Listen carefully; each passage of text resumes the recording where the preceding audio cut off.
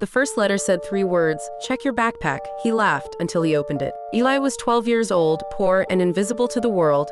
He lived with his mom in a tiny apartment above a closed grocery store. His shoes were always worn out, and his backpack had more holes than books. One rainy morning, Eli found an envelope on the floor outside their door. No stamp, no return address, just his name written neatly. Inside was a single piece of paper.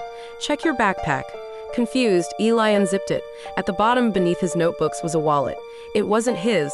Inside were $300 and an ID belonging to a man who lived 2 blocks away. That afternoon, Eli returned the wallet. The man cried when he saw it. "That money was my rent," he said. "You saved me." Eli went to bed that night thinking it was just a coincidence. He was wrong. 2 days later, another envelope appeared. This one read, "Don't go to school tomorrow."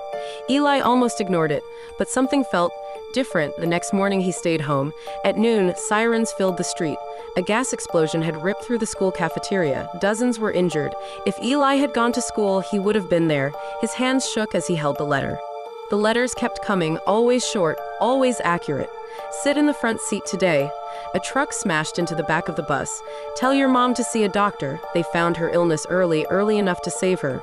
Eli stopped telling anyone about the letters. People wouldn't believe him, and deep down, he was afraid of where they came from. One night, Eli found an envelope thicker than usual. His heart pounded. Inside was a letter longer than any before. It said, "Tomorrow you will be offered a way out of poverty, but accepting it will cost you everything." The next day, a man in a black coat knocked on their door. He knew Eli's name, he knew about the letters, and he smiled. "We've been watching you," the man said. "You can keep receiving them, forever."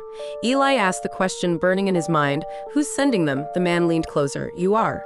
The man explained. In the future, Eli would discover a way to send messages back through time, but only to himself. The letters were warnings, corrections, attempts to fix mistakes.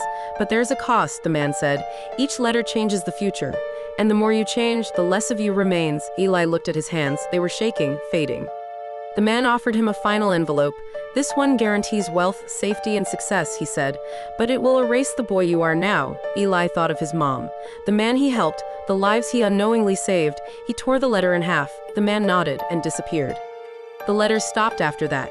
Eli grew up poor, but he grew up whole. Years later, he became a writer. His first book ended with a line no one noticed. "The future isn't something you predict, it's something you protect."